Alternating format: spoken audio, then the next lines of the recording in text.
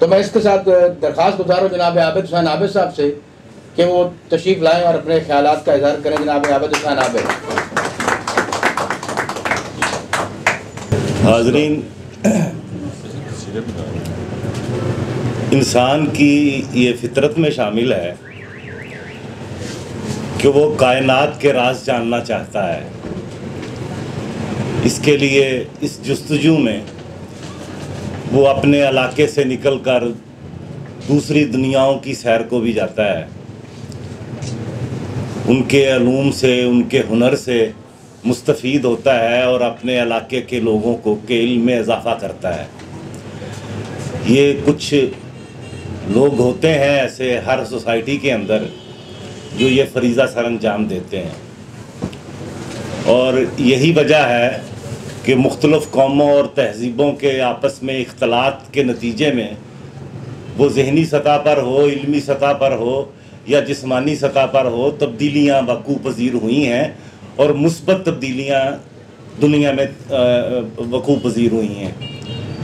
तो इन तब्दीलियों के नतीजे में ये जो कुछ आज हमारे पास मौजूद है, जो सहूलतें, जो इल्म, जो इंसान ने तरक्की कर रखी है, वो सोशल साइंसेज़ में हो, मेडिकल साइंसेज़ में हो या सियासी सतह पर जो भी नज़रियात ट्रैवल किए एक से दूसरी जगह पर, तो इंसान ने इससे बड़ा फ़ायदा उठाया है। तो ये जो हमारा सफ़रनामे लिखने का जो आगाज़ है ये बड़ा कदीम है। पहले ये हुआ करता था कि बादशाहों के बड़ी जो उस वक्त की अम्पायर थी, उनके जासूस भी सियाहत की आड़ में दूसरे खित्तों का रुख किया करते थे और जासूसी किया करते थे अपने मुल्क के लिए, अपने बादशाह के लिए, अपनी रियासत के लिए। वास्को ड गामा की मिसाल दे सकता हूँ मैं, कोलंबस की मिसाल दे सकता हूँ। गोविंदी साहब ने ही ये किताब छापी थी, वो लाइन रिवर जीन्स फेयरली की, वो भी जासूस ही था बुनियादी तौर पर। तो इस तरह के कुछ लोग थे जो ये काम इस आड़ में उन्होंने सफ़रनामे लिखे और इस तरह का उन्होंने मसलन अल-बरूनी का, मार्को पोलो का, शेख सादी का, इब्ने बतूता, तो अपने अपने इन्होंने मुशाहदात, तजर्बात और तज्ज़िये पेश किए अपने अपने सफ़रनामे में इन लोगों ने। तो जो पहला मालूम इंसानी तारीख़ में सफ़रनामा जो मालूम है, हो सकता है मैं गलती पर हूँ, वो चंद्रगुप्त मौर्य के अहद में एक यूनानी आया था, उसका नाम था मेगस्थेनस। ये आदमी चंद्रगुप्त मौर्य के अहद में कबल मसीह यहाँ आया और इसका भी एक सफ़रनामा दस्तयाब तो शायद कहीं नहीं है, लेकिन हवाला मिलता है इसका। तो बड़ा कदीम एक रवायत है। तो उर्दू में भी ये रवायत दास्तानों के हवाले से मौजूद थी। जो हमारे दास्तान गो थे या दास्तान नवीस थे, वो एक अफसानवी अंदाज में चंद्रगुप्त मौर्य के अहद में वो बंदा जो मैगस था उसका हवाला मिलता है। उसके बाद में उर्दू में इसका जो आगाज़ में जो पहला आदमी जो हवाला मिलता है वो है यूसुफ खां कंबलपोश। अजायबात फ़रहंग के नाम से उन्होंने सफ़रनामा लिखा। फिर सर सैयद अहमद ख़ां का मुसाफिर इन लंदन, शिबली नुमानी का मिस्र, रूम और शाम का सफ़रनामा।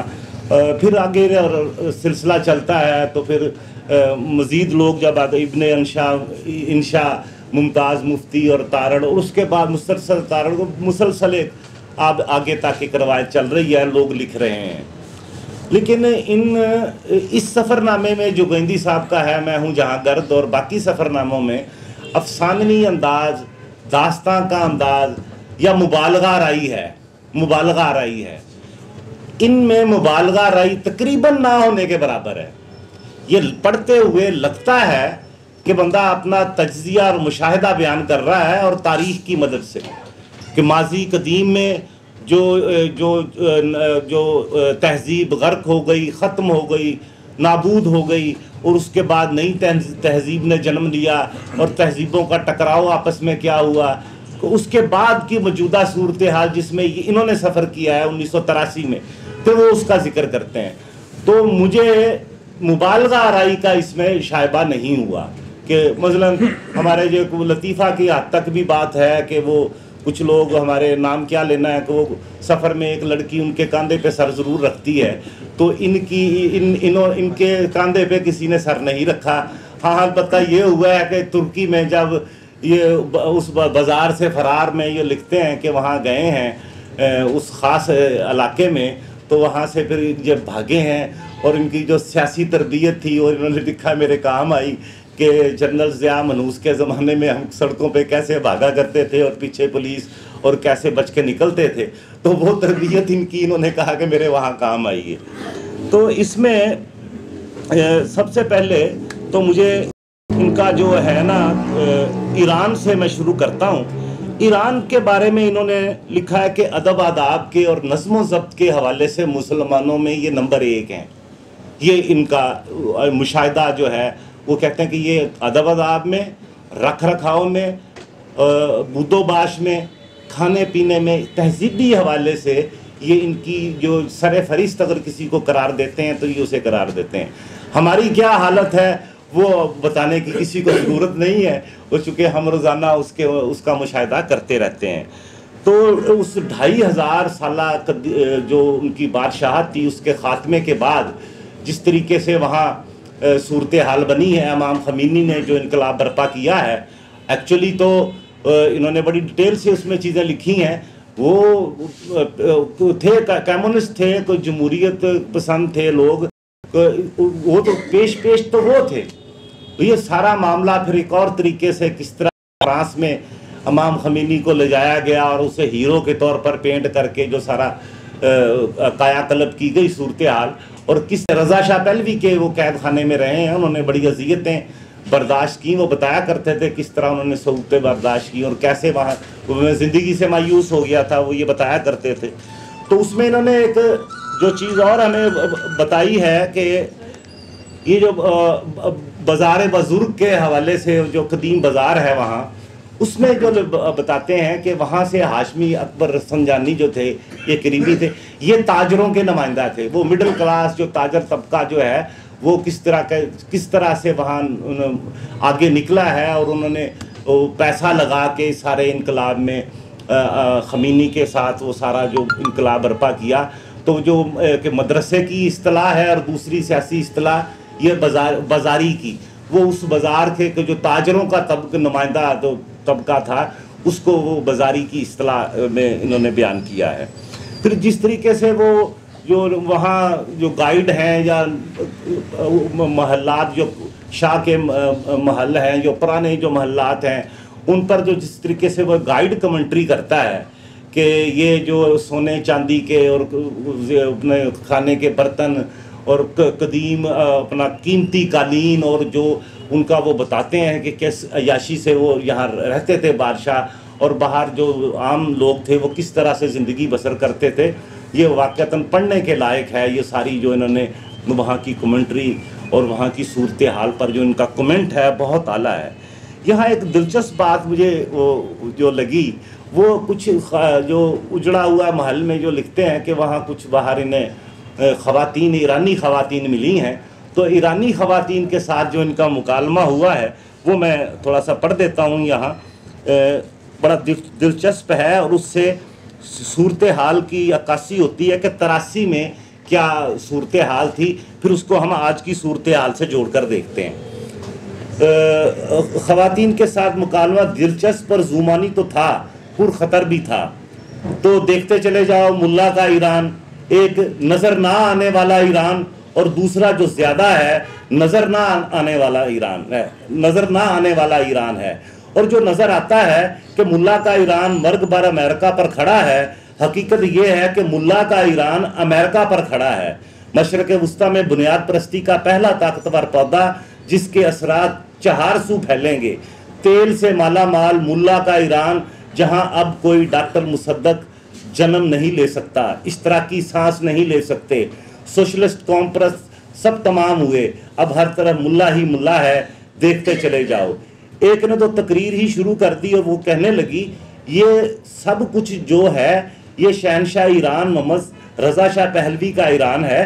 अलबत्ता जो नया ईरान है इसमें सब ख़वातीन को हिजाब से ढांप दिया गया है, बशमूल हमारे, हम तो सब ईरानी हैं।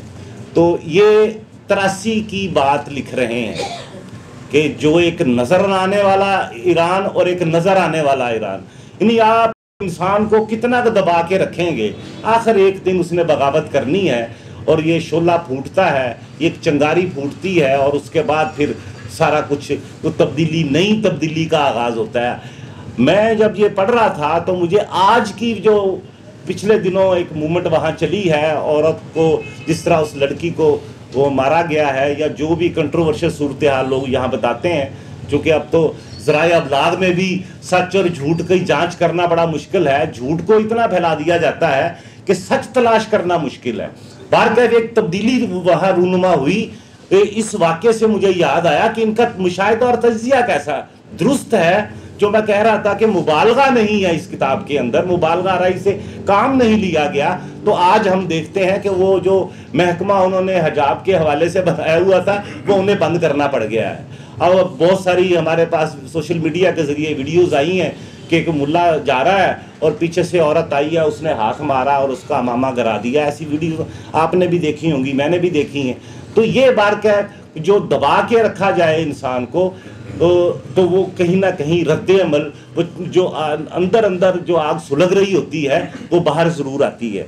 तो इसमें मुझे एक और चीज़, मुझे चूँकि मैं खुद सिगरेट पीता हूँ तो मुझे अच्छा लगा, इन्होंने इसमें लिखा है कि ईरानी, लबनानी और तुर्क ख़वातीन जो हैं ये सिगरेट पीती हैं। वो औरतें भी सिगरेट पी रही थी जिनके का साथ इनकी गुफ्तगू या भी मैंने पढ़ के सुनाई है। तो कदम कदम पर ये हमारी तारीख जो उस खित्ते की है उससे वाकफ़ कराते हैं। फिर वो जो मौजूदा सूरत हाल है, अब वहाँ क्या है, लोग कैसे रह रहे हैं, उसका जो हमें ये मुतारफ़ करवाते हैं। तो महसूस यूँ होता है कि मैं भी उन्हीं बागात की, उन्हीं गली मोहल्लों की और उन्हीं पुरानी कदीम इमारतों की सैर कर रहा हूँ। इस तरह कारी को लेके चलते हैं। और फिक्शन राइटर जो है उसकी खूबी ये होती है, जितना छोटा जुमला बनाएगा ना उतना आसानी से समझ भी आ जाएगा कारी को, आम कारी को भी, और वो याद भी हो जाएगा। लंबा जुमला जो है वो उसमें बात रह जाती है कहीं ना कहीं, पढ़ने वाला भी फिर दोबारा से जुमला शुरू कर देता है पढ़ना। तो इनकी ये खूबी जो है, ज़ुबान बड़ी साफ सुथरी इन्होंने इस्तेमाल की है, बाकायदा अदीब की ज़ुबान है और ऐसी साफ सुथरी ज़ुबान है कि कारी को साथ लेकर चलते हैं और कहीं रब्त टूटता नहीं है। ये खूबी है इस किताब की। ज़ुबान के हवाले से अगर मैं बात करूं तो इसमें इन्होंने बड़ा, और किताब की प्रूफ रीडिंग भी इन्होंने बहुत अच्छी की है। बहुत कम है कहीं कोई इमला की या कोई प्रूफ रीडिंग की गलती हो इतनी ज़ख़ीम किताब के अंदर। अब जब ये वहाँ जाते हैं तुर्की के अंदर, तो वहाँ भी एक जो सरहद है, उस सरहद पर जो तीन आर्मीनिया और ईरान और तुर्की की सरहद, जहाँ तीनों ममालिक की सरहद मिलती है, तो वहाँ भी तारीख के एक नए दौराहे पर पुराने ज़माने में हमें ये ले जाते हैं। वहाँ एक लाहौरी भी मिलता है इन्हें, वो लाहौरी जहाँ से वो कत्ल करके गया हुआ है और वहीं ज़िंदगी गुजार रहा है कुर्दों के साथ। तो फिर कुर्द जो मूवमेंट है वो उनका जो कुर्द तहरीक का जो अब्दुल्ला औजलान है उसके हवाले से भी डिटेल से इन्होंने बात की है। और कुर्द किन किन ममालिक में, यानी इराक में तकसीम है, बड़ी मार्शल कौम है, बड़ी लड़ने वाली। ये सुल्तान सलाहुद्दीन अय्यूबी भी इसी कौम से था। वह इराक में, आर्मीनिया में, तुर्क में और यहाँ इनके ईरान में, तो यहाँ तकसीम है। वो 4 ममालिक में वो कौम तकसीम है। और कहने वाले ये भी कहते हैं कि जब ये दूसरी जंग अजीम के बाद नई सहबंदी हुई थी, ममालिक की सरहदें की लकीरें खींची गई थी, तो उन्होंने इस कौम को जानबूझकर ये तकसीम इतने ममालिक में किया था ताकि लड़ाई झगड़े की सूरत हाल कायम रहे। और ये फिर वो उस तहरीक को अब्दुल्ला औजलान को कौन सपोर्ट करता था, और रशियन सपोर्ट करते थे। इसी तरीके से किसी को अमेरिका सपोर्ट करता है, तो असला भी बिकता है और तजाद भी बरकरार है और लड़ाई झगड़ा हो रहा है। तो ये एक उन्होंने इस कौम को तकसीम करके जो उन्होंने किया। तो वहाँ जब ये तुर्कों की कौम परस्ती के हवाले से वो कहते हैं कि वो अपनी ज़ुबान के बारे में बड़े वो बाइस्ड हैं, वो अपने आप को ज़ुबान, और ये कौमों में होता है और बड़ी कौमों में हमने देखा है वो अपने कल्चर पर, तहजीब व तमद्दुन पर फ़ख्र करती हैं, नाज करती हैं। आप यूनानियों को देख लें, आप मिस्रियों को देख लें, आप इन्हें तुर्कों को देख लें, अरबों को देख लें। और ये बदकिस्मती हमारे खित्ते के साथ है, हम जो कौमी असबियत है हमारे यहाँ और तरह से मामलात हैं। चूँकि हम लश्करों की यलगार में रहे, मुख्तलिफ हमला आवरों की और गुजरगाह के लोग हैं, और ख़ासकर पंजाब के लोग, हमें कोई फ़ख्र नहीं है। अब लाख कहते रहे हमारे पंजाबी दोस्त जो हैं कि माँ बोली भी, आप वो पंजाबी गुलाबी लहजे में उर्दू यहीं की औरतें बोलती हैं और बच्चों को बड़े फ़ख्र से। और मैंने बड़े बड़े पंजाबी महादानश्वरों के घरों में जब फ़ोन किया तो वहाँ से बच्चों ने उर्दू में ही बात की है। तो ये एक चीज़ें यहाँ देखिए, मतलब जैसे ये फ़लस्तीन की मूवमेंट में वहाँ ईसाई और मुसलमान इन्होंने मिलके और लड़ाई लड़ी है, तो यहाँ हमें ऐसी सूरत एक मिसाल मिलती है बरसगीर में। वो मिसाल मिलती है अकबर के अहद में राणा सांगा की, और वो जो हमारे राजा थे क्या नाम था उनका, नहीं इनके जो 3 बंदे थे ना, एक तो था ना वो बाबर ने जब उसे राणा सांगा को अकबर ये लोधी को जब उन्होंने शिकस्त दी है, इब्राहिम लोधी को, तो उसके बाद राणा सांगा और दूसरे वो क्या नाम था उनका, हसन खां मेवाती, राजा हसन खां मेवाती, ये लड़ा है। तो बाबर ने उसे पैगाम भेजा है कि तुम मुसलमान हो, राजा हसन खां मेवाती को, तुम मुसलमान हो तो लिहाजा लड़ाई में मेरा साथ दो। उसने उसे कहा कि देखें, मैं अपनी खित्ते और कौम के साथ गद्दारी नहीं कर सकता। मैं तो अगर तुम मुझे मुसलमान होने का कह रहे हो, तुम्हारे साथ नमाज पढ़ सकता हूँ, तुम्हारे साथ खाना खा सकता हूँ, अपने खित्ते के लोगों से गद्दारी नहीं कर सकता। तो वो राजा हसन खां मेवाती और मारा गया था बाबर के हाथों। लेकिन ये ऐसी मिसाल के मुख्तलिफ मज़ाहब के, तहजीबी पस मंज़र के लोग लड़े हों अपनी खित्ते के लिए, ये वहाँ तो कहीं दुनिया में दीगर में मिसाल मिल सकती है, यहाँ नहीं मिलती। यहाँ बिल्कुल ही मामला ही और तरह से है। तो एक मुझे बड़ा और बहुत अच्छा लगा इनका कि जब ये वहाँ गए हैं तो ज़ाहिर है हमने वो कोहे जूदी को या कोहे अरारात भी कहा जाता है, इसी सरसंगम पर वो जिसका हम आर्मीनिया और ईरान और तुर्क के बॉर्डर पर जो वहाँ पहाड़ है, वो हज़रत नूह के हवाले से है कि कश्ती इस पहाड़ पर रुकी थी, जो रवायत मशहूर है। तो मुझे मोहम्मद शाह सुलजूकी का अहद भी याद आया, तो उसके साथ साथ मुझे उमर ख़याम भी याद आया, हसन बिन सबा भी याद आया, निज़ामुल मुल्क तूसी भी याद आया। तो एक बड़ा अहद था सुलजूकियों का भी बड़ा, वो मुझे जो मेरा लव था उमर ख़याम, तो मुझे तो बहुत अच्छा लगा कि फिर वो सारा जो पढ़ते पढ़ते मैं खुद उस दौर के अंदर या उन शख्सियात के गिर्द मैं घूमता रहा और सारा कुछ मैं बड़ी दिलचस्पी से ये चीज़ें देखता रहा। और उन्होंने बड़े साहिब हवाले दिए हैं, कोई छोड़ा नहीं है इन्होंने हवाला, खा वो इस आर्मीनिया के हवाले से हो, तुर्कों के हवाले से हो, या आगे जाके ईरान के, या आगे बल्गारिया के हवाले से। तो बल्गारिया के हवाले से भी इन्होंने जो बात वहाँ की है वो मुझे, और वहाँ इन्होंने बताया, ये 83 की बात है कि वहाँ इन्होंने बताया कि मस्जिद में से नमाजी निकल रहे थे, टोपियाँ पहनी हुई थी और वो आ जा रहे थे। और यहाँ क्या मशहूर था, या ये भी लिखते हैं और हमें भी पता है, यहाँ कहते थे कि वहाँ तो मजहबी अदारा उन्होंने ख़त्म ही कर दिया है, किसी भी मज़हब का हो, वो चर्च हो, मंदिर हो या जो मस्जिद हो, उन्होंने बंद कर दिया है सारा कुछ। मुझे बल्कि एक और चीज़ याद आई, जब मकसूद खालक और हमारे डॉक्टर सैयद अजीम मेरे पास आया करते थे कि अंजुमन शुरू करनी है, तो मैंने डॉक्टर मुबशर हसन साहब से कहा कि इस तरह से कोई दोस्त आते हैं, क्या करूं? उन्होंने कहा भाई बैठना तो नहीं है घर में, कुछ तो करना है, आप बिल्कुल आप कुछ कर लो। वो यही कहते थे मुझे कि करो, बिल्कुल करो। फिर ये सीआर साहब का हुक्मनामा लेके आ गए जब, तो हमने फिर हमारी मजबूरी बन गई कि यह काम करना है। तो उन्हीं दिनों का मैं जिक्र करता, यहाँ नारकली में बड़े किरदार, पुरानी नारकली में बड़े किरदार हुआ करते थे। उनमें एक करैक्टर था, उसका नाम था अब्दुल वाहद। जब ये दोस्त आते थे, चौधरी शौकत ने भी आना शुरू कर दिया, तो इन्होंने मजदूर महाज वाले मिसबा साहब भी आते, सारे वो मेरे पास, वो मैं समझता था ये कोई सीआईडी का आदमी है जो मेरे पीछे लगा हुआ है। जिस तरह इन्हें भी गुमान होता रहा पूरे सफरनामे के अंदर, तो बॉर्डर किसी मुल्क में दाखिल होते हुए ये मेरे हमदर्दी कर रहा है, जो मेरे साथ चल रहा है, या करेंसी चेंज करने के लिए मुझे अपने घर तक लेके आ गया है। तो ये हमारा चूँकि प्रॉब्लम था, ऐसी सूरत हाल फेस करते थे तो हमें डर होता था कि यार ये कोई ऐसा तो नहीं। तो वो हुआ ये कि वो मुझे कहता है यार ये सारे काफर बैरिये ये तेरे पास ही आते हैं। मैं कहूँ क्या हुआ? कहता है कि इनसे बच, ये बड़े खतरनाक लोग हैं। आपको पता है और रशिया में उन्होंने लिख के लगाया हुआ है कि बड़े चौक में कि हमने खुदा को यहाँ से भगा दिया है। मैंने कहा यार उन्होंने तो पता नहीं उसे भगाया है कि नहीं भगाया। बाहर क्या, तू उठ और तू मेरे कमरे से भाग जा। और मैंने उसे भगाया और एक दफ़ा वो मिन्नत तरला करता हुआ मेरे ऑफिस आ गया। तो मेरा एक वो स्टाफ में एक कुलीग था, उसने बताया कि जब भुट्टो के खिलाफ तहरीक चलती थी तो ये जमात इस्लामी का पुराना कारकुन है, तो ये मुझे पिस्तौल दिया करता था। उसने इसके मुंह पे कहा कि ये मुझे पिस्तौल दिया करता था कि ये पकड़ो और तुम चलाओ। तो इस तरह के किस्से कहानियाँ यहाँ मशहूर थे। तो बल्गारिया के हवाले से और ख़ासकर सोशलिस्ट ममालिक के हवाले से, उस नज़रियाती हवाले से जिस तरह से इन्होंने दफा किया है उस ज़माने में, और यहाँ क्या क्या कुछ मशहूर था, मैं समझता हूँ कि इन्होंने अपने एक नज़रियाती एक होने का यहाँ ओवरऑल अपनी ज़िंदगी में इन्होंने सबूत दिया है। तो अपने इस सफ़रनामे में भी ये सबूत दिया है। तो उसमें एक वो मिसाल देते हैं, एक वहाँ सूफिया में इन्हें वहाँ एक मुकामी बंदा मिलता है, तो वो कहता है कि वो